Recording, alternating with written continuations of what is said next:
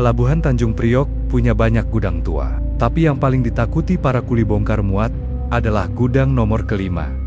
Bukan karena hantunya, tapi karena peti-peti di dalamnya. Konon, peti-peti itu berbicara, bukan suara orang, tapi seperti suara barang yang menunggu dikirim. Dan yang lebih aneh, setiap malam Jumat Kliwon, selalu ada satu peti baru yang muncul di dalam. Padahal gudang itu sudah dikunci rapat. 5 aturan tak tertulis. Jangan masuk sendirian. Jangan buka peti yang bergerak. Jangan jawab jika namamu dipanggil dari dalam peti. Jangan bawa apapun yang bukan milikmu keluar dari gudang. Dan jangan pernah menghitung jumlah peti. 5 anak muda Rizky, Maya, Doni, Siska, dan Irfan adalah kreator konten horor di YouTube. Mereka mencari sensasi baru. Gudang nomor 5 terdengar sempurna. Kontak mereka di pelabuhan adalah Pak Beni, penjaga malam tua yang sudah bekerja 40 tahun.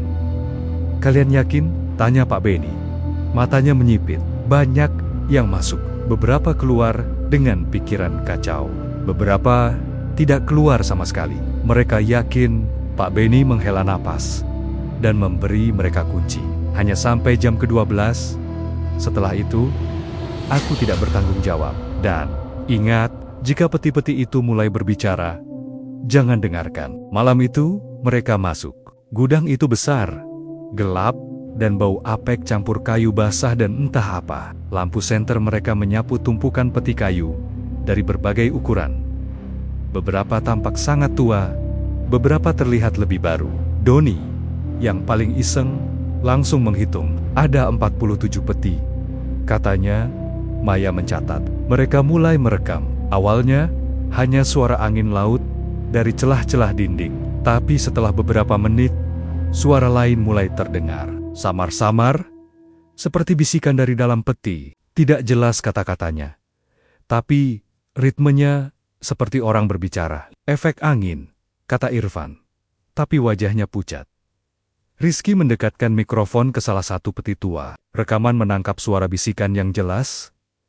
Rizky, keluarkan aku. Mereka semua mendengarnya. Dari peti itu, langsung, bukan dari rekaman. Siska menjerit kecil. Maya hampir menjatuhkan kamera. Tapi Doni, dengan keberanian bodohnya, mengambil linggis dan mencoba membuka peti itu. Jangan, teriak yang lain. Tapi sudah terlambat. Peti itu terbuka dengan bunyi mencicit. Di dalamnya, kosong. Hanya debu. Tapi di dasar peti, ada tulisan tangan dengan kapur. Kau akan menggantikanku. Doni tertawa gugup. Cuma prank. Pasti ada yang sengaja pasang. Suara dari dalam peti lain memotongnya. Kali ini lebih keras, lebih jelas, dan memanggil nama Maya. Maya, ibu, kangen. Bukakan pintunya. Maya membeku. Itu suara ibunya yang sudah meninggal setahun lalu. Itu bukan ibu, teriak Rizky, menarik Maya menjauh dari peti. Tapi peti-peti lain mulai ikut bersuara. Semuanya memanggil nama mereka, dengan suara-suara yang mereka kenal. Orang tua, teman, bahkan suara mereka sendiri. Gudang itu penuh dengan bisikan yang tumpang tindih, menciptakan paduan suara mengerikan. Mereka panik dan berlari menuju pintu keluar. Tapi pintu besi berat itu tidak mau terbuka. Mereka mendobrak, mendorong, berteriak minta tolong. Tidak ada yang menjawab. Mereka terjebak.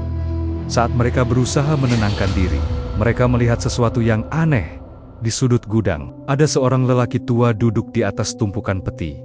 Memandang mereka, dia bukan hantu. Dia nyata. Pakaiannya lusuh, wajahnya kusam, tapi matanya tajam. Kalian tidak akan bisa keluar sampai subuh, katanya datar. Duduklah, aku akan cerita.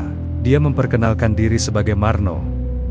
Dulu kuli bongkar muat di gudang ini, tahun 80-an.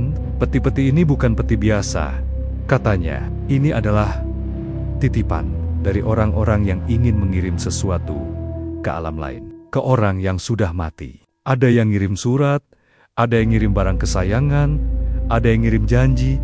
Tapi kenapa petinya bisa bicara? Tanya Siska gemetar. Karena penerimanya kadang membalas. Mereka ingin barangnya segera sampai, atau mereka ingin Pengirimnya ikut serta dalam paket itu. Doni yang membuka peti pertama tiba-tiba merasakan sakit di dadanya.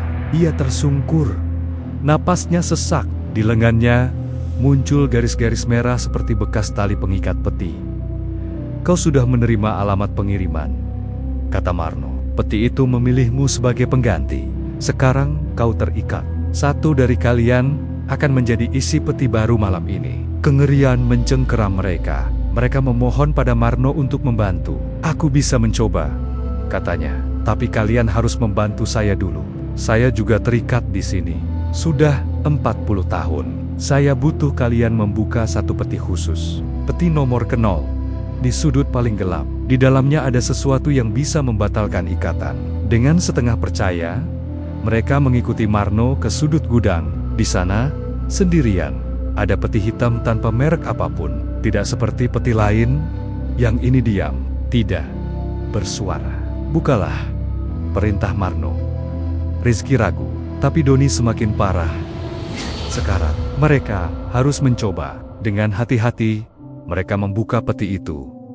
Di dalamnya, ada tubuh. Tubuh Marno.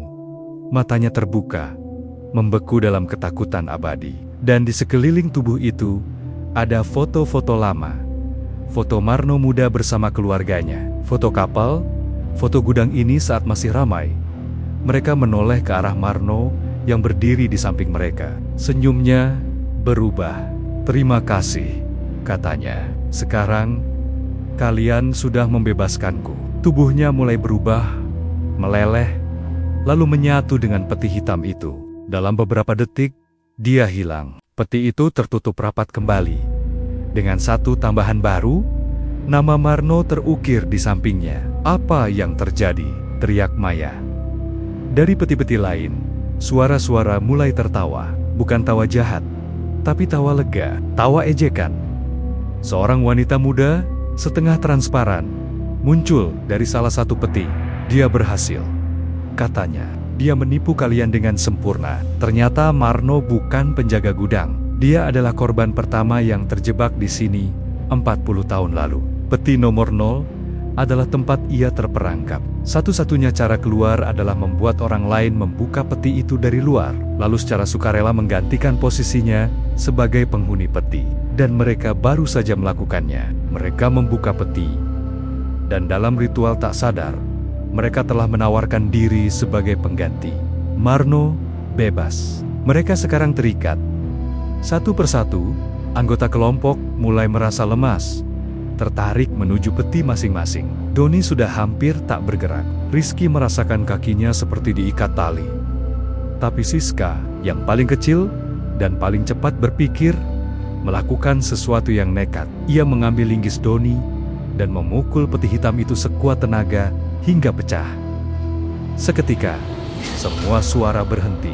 Peti-peti lain membeku. Lampu-lampu darurat menyala terang, dan pintu gudang terbuka dengan sendirinya. Mereka berlari keluar tanpa menengok ke belakang. Di luar, Pak Beni penjaga malam terlihat kaget melihat mereka keluar dalam keadaan kacau. "Kalian selamat?" tanyanya. "Siapa yang kalian temui di dalam?" "Marno," jawab Maya terengah. "Dia, tidak mungkin," potong Pak Beni. Wajahnya pucat. "Marno itu nama saya. Nama lengkap saya Marnoto, tapi semua orang panggil saya Marno. Saya di sini sejak ke 1982. Saya tidak pernah masuk ke gudang itu malam ini." Darah mereka membeku. Jika Pak Beni di luar adalah Marno, lalu siapa yang di dalam? Pak Beni melanjutkan, "Tapi ada satu cerita. Pendahulu saya, penjaga lama sebelum saya, juga dipanggil Marno.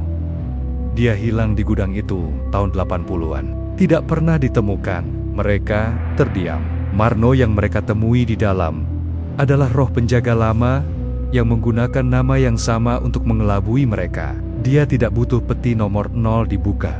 Dia butuh mereka untuk percaya bahwa mereka menyelamatkan seseorang. Sehingga secara sadar mereka membuka peti dan menawarkan diri sebagai pengganti. Ritual penggantian itu sudah dimulai saat mereka membuka peti, bukan saat Marno pergi. Dan linggis Siska yang memecahkan peti mungkin hanya menghentikan proses untuk sementara. Seminggu setelah kejadian, mereka berlima mulai mengalami hal-hal aneh. Doni terus bermimpi tentang peti. Rizky menemukan serpihan kayu tua di sakunya setiap pagi. Maya merasa ada yang menariknya saat tidur. Siska mendengar bisikan dari dalam lemari bajunya. Irfan menemukan alamat pengiriman aneh tercetak di kartu identitasnya. Gudang pelabuhan nomor 5. Penerima, diri sendiri. Suatu malam, mereka berkumpul untuk membahas ini. Tiba-tiba, ponsel mereka semua berdering bersamaan. Pesan dari nomor tak dikenal. Isinya, foto mereka berlima. Sedang duduk melingkar di ruangan itu, diambil dari sudut ruangan yang sama persis dengan posisi kamera mereka saat ini. Tapi di foto itu, di belakang mereka, berdiri 5 sosok samar yang persis seperti mereka. Tersenyum. Pesan kedua, masuk. Paket kalian sudah sampai di tujuan. Terima kasih telah menjadi pengirim dan penerima. Kami tunggu kedatangan kalian di gudang nomor 5. Acara penerimaan barang akan diadakan malam ini. Jangan terlambat. Marno yang asli, mereka berlima saling memandang. Dan untuk pertama kalinya, mereka sadar peti-peti itu tidak pernah berbicara. Mereka mendengar suara dari dalam peti, karena mereka sendiri sudah setengah menjadi isi peti. Proses pengiriman sudah dimulai sejak malam di gudang. Mereka adalah paket yang sedang dalam perjalanan menuju alamat tujuan. Diri mereka sendiri, versi yang sudah mati. Di luar apartemen, kabut tebal mulai turun. Dari kejauhan, samar-samar terdengar suara peluit kapal dan derit roda gerobak kayu mendekat. Kapal dan derit roda gerobak kayu mendekat.